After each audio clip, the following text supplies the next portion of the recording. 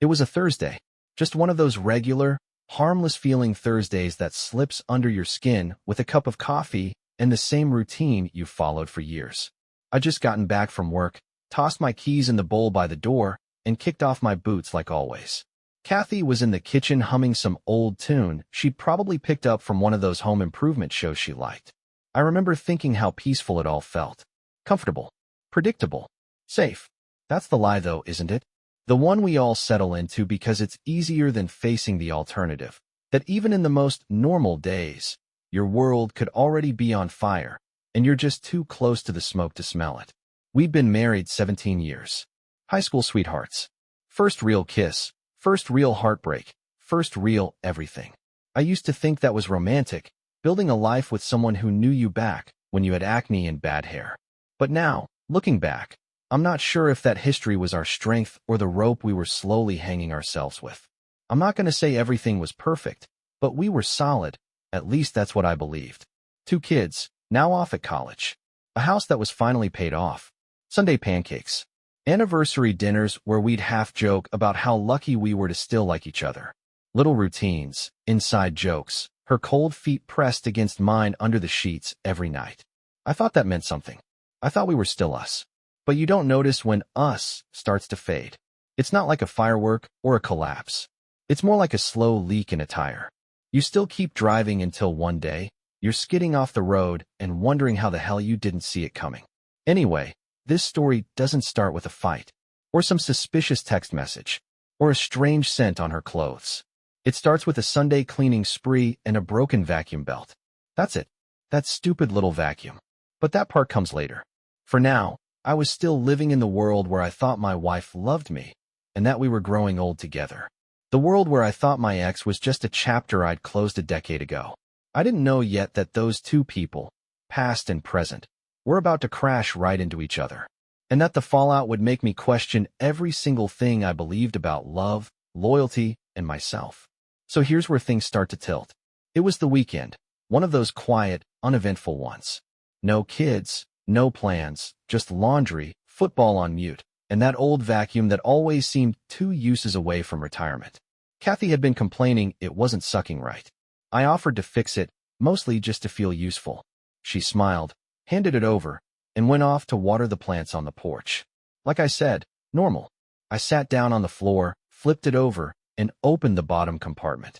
Sure enough, the belt was torn clean through. I reached into the utility drawer where we kept spare parts, batteries, and all the other stuff that somehow accumulates over the years. That's when I noticed it. A small plastic bag, tucked behind the old instruction manuals. Inside was another vacuum belt, a couple batteries, and, here's where my stomach dropped, a receipt. Now, a vacuum belt doesn't normally come with plot twists. But this one had a timestamp, Tuesday afternoon. 2 weeks ago. That didn't line up, because I had picked up the last belt a month back, and we hadn't touched the vacuum since. So why did she need another? I know. It sounds petty. A receipt? Really? But it wasn't the belt itself. It was where she bought it. A little hardware shop in the next town over. One we'd never gone to. Not once. 30 minutes out of the way. Not exactly convenient for a weekday errand. I'm an overthinker by nature. Part blessing, part curse. My first thought, maybe she was running errands and just happened to stop there. But that didn't sit right. Kathy was a creature of habit. She stuck to her routines like they were gospel. Same grocery store, same gas station, same cafe every Thursday morning. She didn't just spontaneously drive across town. So yeah, I started wondering. And once that door opened, even a crack, my brain barged in like a SWAT team. Was she meeting someone? I shook the thought off, stood up, and fixed the vacuum. The thing roared to life like it had something to prove. Kathy walked back in, commented on how I always figured things out, and kissed me on the cheek. That kiss, that casual, routine gesture, it didn't feel warm. It felt hollow, like a line she'd rehearsed. Like muscle memory. That was the first time I realized something might actually be wrong. And for the first time in a long while, I didn't feel safe in my own home. I didn't sleep that night. Not well anyway. I laid there staring at the ceiling, listening to Kathy's breathing next to me. Soft, steady, familiar. But that receipt kept running laps in my head. Who drives 30 minutes out of the way for a vacuum belt? So the next morning, while Kathy was out doing her usual Saturday routine, yoga, then a stop at the farmer's market. I decided to check something, just to settle my own nerves. Or maybe confirm them. I don't know. I grabbed her laptop from the kitchen counter. She always left it open, trusted I wouldn't snoop. And for 17 years, I didn't.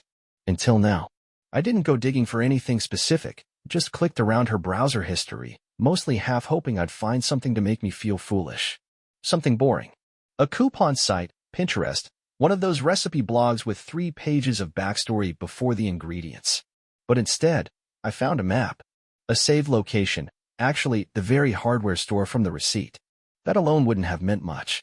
Could have been anything. But right below it was a second pin. Another save place. A little coffee shop across the street. I clicked it. It had one review, left under a burner email that, for some reason, still autofilled when I hovered over the sign-in box. One of those old aliases people make when they don't want their real name attached. I recognized the username. It was his. Not Kathy's. His. And here's where the punch to the gut came in. The name on the email, the one that had automatically filled in, was Cal. Not short for Calvin. Not Caleb. Just Cal. The same guy I hadn't seen in almost a decade. The guy she always said was a phase when I brought him up years ago. A mistake. Ancient history. Apparently not ancient enough. I sat there frozen, hands still on the trackpad, staring at that dumb little review. Just a single line, quiet place, good coffee. Perfect for catching up. Catching up. Yeah, that's one way to put it. So now I had a name. Cal. To be honest, I hadn't thought about him in years. He was the guy before me, technically the one Kathy dated after her college exploration phase, but before we got serious. They were together maybe a year and a half. I always figured he was the bad idea she needed to get out of her system. I met him once, actually. Real laid-back guy. Lean build, kind of smug in that artsy, non-threatening way.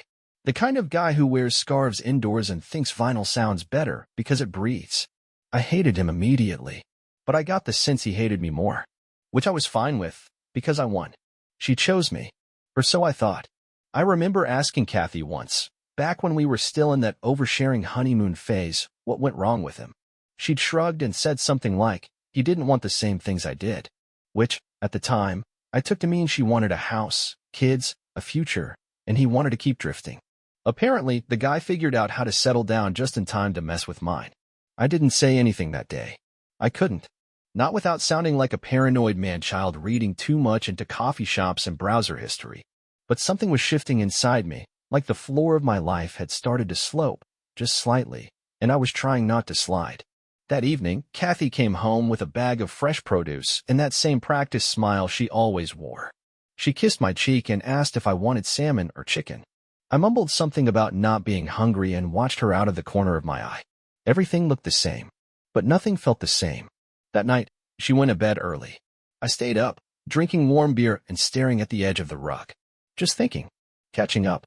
Maybe it had started that way. But it never stays just coffee, does it? Not when it's your ex. Not when you're sneaking around like you're 17 again. Not when you're driving across town for a vacuum belt from a store you've never once mentioned in 17 years of marriage.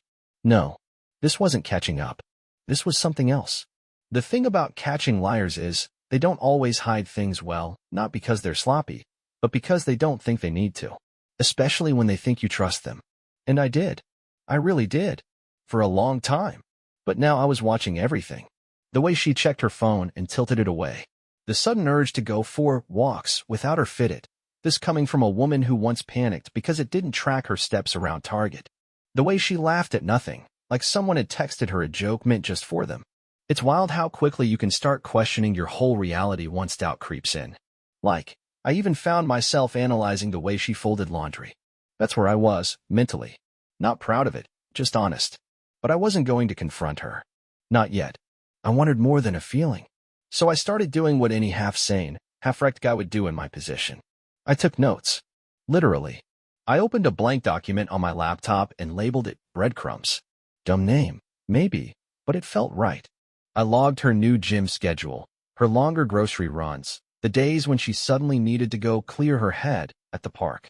Places she never used to care about, now suddenly part of her weekly rotation. And I wasn't just logging times and places. I was tracking patterns. Her moods before and after. Whether she brought leftovers home. Whether she changed clothes before going out, or after she came back. It all sounds a little obsessive, I know. But when you feel like your whole marriage is being rewritten behind your back, you start clinging to whatever pieces make sense. I told myself I was doing this to find the truth. But the truth is, I was afraid I'd already found it. I just needed to see it spelled out in front of me, black and white. No excuses, no maybes. Something I couldn't explain away. Something I couldn't unknow. It was a Thursday morning, again, with the Thursdays, when I made the call. Not to Kathy, not to Cal, but to someone who could help me see what I couldn't. His name was Mike. We used to work together years ago, back when I briefly tried my hand in security systems. He went on to open a little side business, camera setups, trackers, the kind of stuff nosy landlords and suspicious spouses pay cash for. We'd kept in touch, mostly over football and fantasy leagues, but I knew he still did off-the-books work when someone needed eyes on something private. I wasn't proud of calling him. I still don't know if it was right, but I was past the point of second-guessing my instincts. Mike didn't ask questions. He just gave me a quiet, "I'll bring you a kid." And we met that evening in the parking lot of a gas station like we were about to trade spy secrets. It was all very cloak and dagger. I almost laughed at how ridiculous it felt, until I remembered why I was doing this. He handed me a small camera, disguised inside what looked like a regular phone charger. Plug it in somewhere with a view of the room, connect it to your phone, and boom, instant surveillance. Simple, discreet, depressing. I installed it that night in the den. We had this little charging station set up on the far wall, and it gave a full view of the front door and living room. Nothing fancy, but enough to catch anything out of the ordinary. That weekend, I told Kathy I was heading out of town for a guy's fishing trip. Completely made up. She barely asked any questions, just reminded me to take sunscreen, which somehow made it worse. I watched the footage from a motel 2 towns over. Saturday morning, nothing. She went out, came home, made herself a smoothie, watched a movie. Totally normal. I started thinking maybe I was crazy.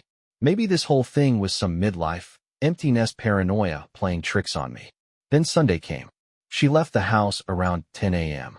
and Cal showed up at 10:45. He had a key. A key. Didn't knock. Didn't ring the bell. Just walked right in like it was his place, tossed his jacket on the chair I always sit in, and helped himself to a glass of water from my kitchen. I don't remember breathing for a solid minute. Then he sat down, pulled out his phone, and waited. Like he'd done this before. Like this was routine. Like he belonged. He didn't stay long. Maybe 30, 40 minutes. But that was all I needed. I watched him on the grainy feed like I was seeing a ghost I hadn't buried right. Same smug look, same relaxed posture. He didn't even glance around like he was doing something wrong. That was the part that got me. The comfort. The familiarity. You don't carry yourself like that in someone else's house unless you've been there before. Many times. And the key. That key just about broke me. She gave it to him. That wasn't a one-time thing. That wasn't a fling or some shameful mistake. That was trust. That was routine. That was intimacy. He didn't touch anything personal. Didn't wander the house. Just sat in the living room like it was a waiting room for something better. I didn't even need to see her walk in. The damage was done. But yeah, I watched the next part anyway. She got back at 11:30. Walked through the door like nothing was unusual. I saw them hug. Not some awkward, side lean. Hey, good to see you hug. It was slow. Intentional. Like two people who knew each other's scent. And then they disappeared down the hallway. Out of the camera's view. I didn't throw anything. Didn't yell. Didn't even move, honestly. I just sat there in that motel chair, holding my phone, watching the empty living room like something might still happen to undo what I'd just seen. But it was done. I'd been cheated on. In my own house. By the woman I married. With a guy I thought was ancient history. There was no spinning it. No, maybe it's not what it looks like. It was exactly what it looked like. I think the worst part wasn't the betrayal itself. It was how easy it all seemed for them. How casual. Like this was just another Sunday. And me? I was just a ghost in the background. A framed photo on the wall. A name on the mailbox. Nothing more. You'd think the hardest part would be the footage. Seeing it. Watching it happen. But weirdly, it wasn't. The worst part came later. When everything went quiet. No more grainy video. No more movement in the house. Just me, sitting there in a room that smelled like cheap soap and regret, trying to figure out the question that had been clawing at the back of my brain ever since I saw Cal walk in. Why him? Out of all the people in the world, why him? I wasn't jealous in the high school, he's better looking than me kind of way. He wasn't. And I'm not being petty here. He really wasn't. He looked older, thinner, like someone who used to take care of himself but now just hoped the lighting stayed soft. His hairline was losing a battle. His clothes looked like they were picked from the clearance rack by someone who used to care but gave up somewhere along the way. But maybe that was it. Maybe he felt safe. Familiar. Like slipping on an old hoodie you forgot you had. It hit me somewhere between a cold French fry and the bottom of a beer can. She didn't fall for someone better. She fell for someone easier. No expectations. No pressure. No history she had to maintain. With me, she had 17 years of life built. A family. A house. A history book of inside jokes and shared tragedies. That's weight.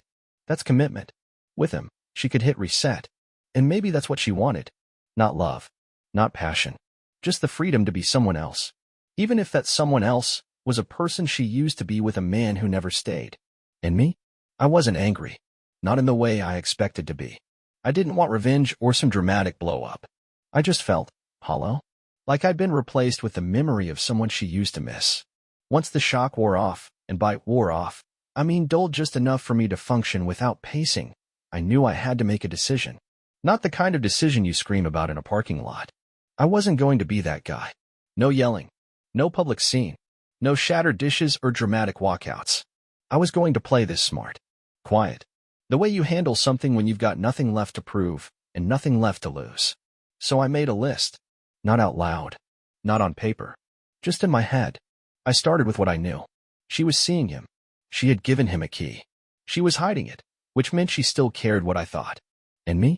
I was invisible to both of them, which, strangely, was an advantage. I didn't change anything. I kept waking up at the same time, kissing her goodbye like always, even making dumb small talk over dinner. I told her work was getting busier, just in case I needed more fishing trips. She didn't suspect a thing. And honestly, that hurt more than anything. The fact that I could act that distant, that checked out, and she didn't even blink. I think she'd already rewritten the story in her head. The story where I was the inattentive husband. Where we grew apart. Where she didn't cheat, she just found something real. It's easier to betray someone when you convince yourself they deserve it. So I let her believe that. Meanwhile, I started gathering more, not just from the camera, but from her schedule, her phone habits, her new routine. She wasn't sloppy, I'll give her that. But she was predictable. Predictability is gold when you're trying to build a case, even if it's just for yourself. I didn't have a plan for what to do with all of it yet, but I knew I'd need it. Whether it was for a confrontation, a lawyer, or just my own sanity.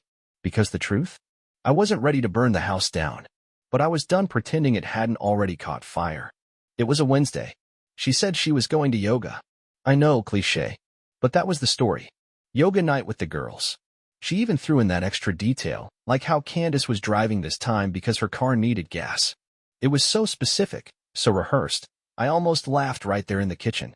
Instead, I nodded, told her to have fun, and watched her pull out of the driveway in her own car. So much for Candace. I gave it 15 minutes. Just enough to make sure she wouldn't double back. Then I grabbed my keys and followed. Let me be clear. I wasn't proud of it.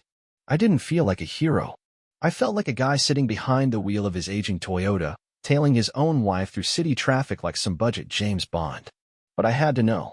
I had to see it. Not just grainy camera footage or digital logs. Real-world confirmation. She didn't go to the gym. Didn't even head in that direction. Instead, she drove to a bookstore.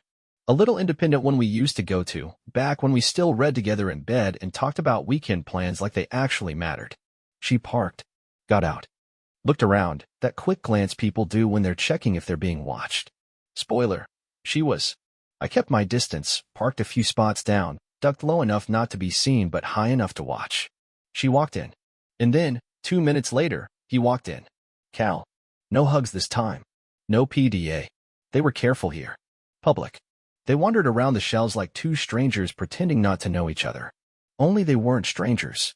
And this wasn't a first-time thing.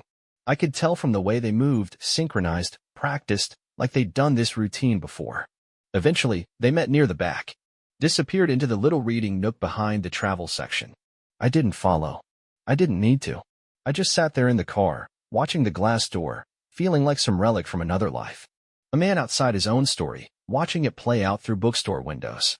She was supposed to go to yoga. And instead, She went somewhere quiet to meet the man I thought she'd left in the past. You'd be surprised how quiet betrayal feels when you see it up close. I didn't go home right away after that. I just drove. No destination, no plan. Just me, the hum of the engine, and a growing weight in my chest that I couldn't shake. You know that feeling when your gut finally catches up to what your brain's been trying to deny? That was me, somewhere between mile marker 18 and the old gas station we used to stop at on road trips. I ended up parked outside a 24-hour diner. Didn't go in. Just sat there watching the glow of the sign flicker like it was trying to stay awake too.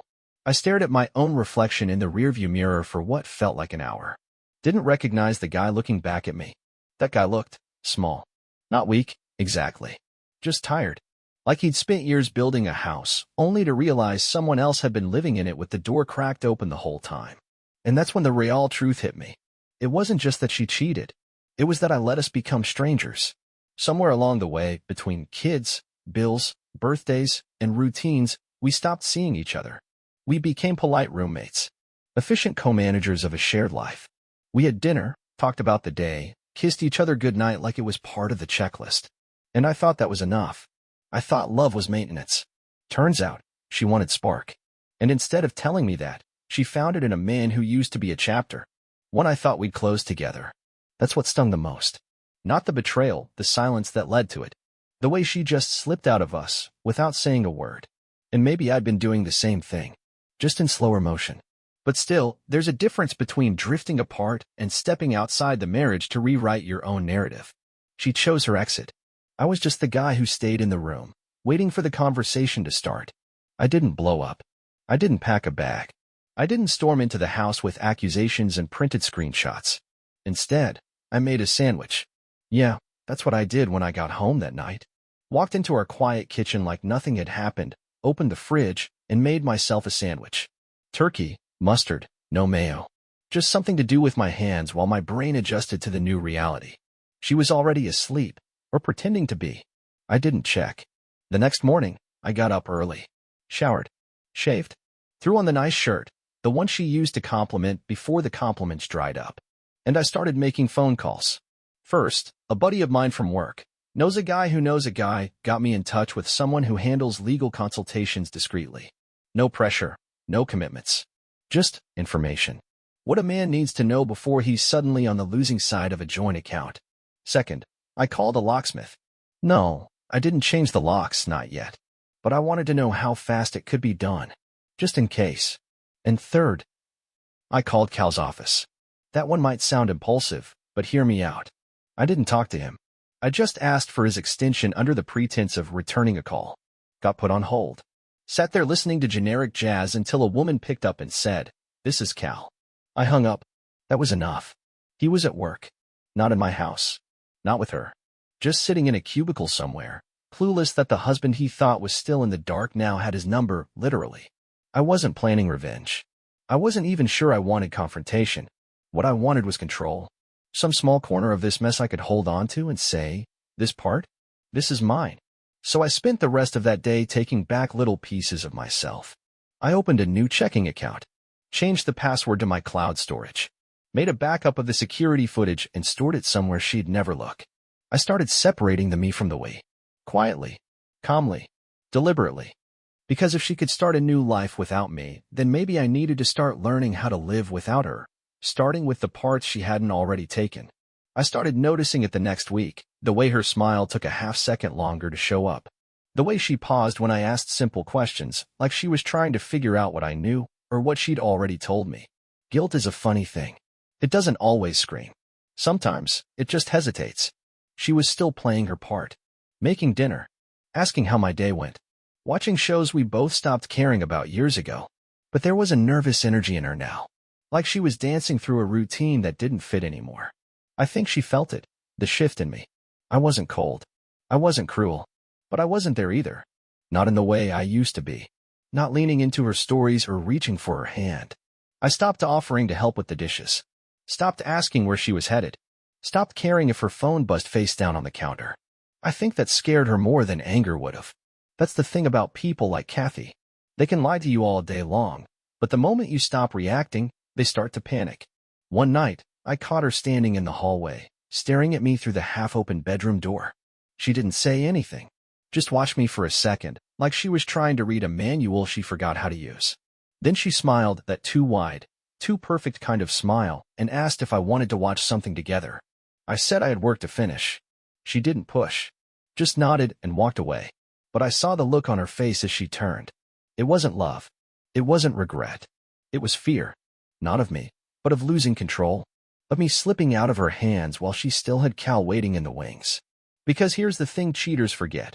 Once the lie is out there, you don't control the story anymore. You can keep playing house, but the foundation's already cracked. And every step you take, it's just another creak in the floorboards. And I was listening. It was subtle. Almost forgettable, honestly. Just a Wednesday afternoon, cool breeze, sun poking through the blinds. I came home from work early, not announced, not planned. Just early. She wasn't expecting me. That was the key.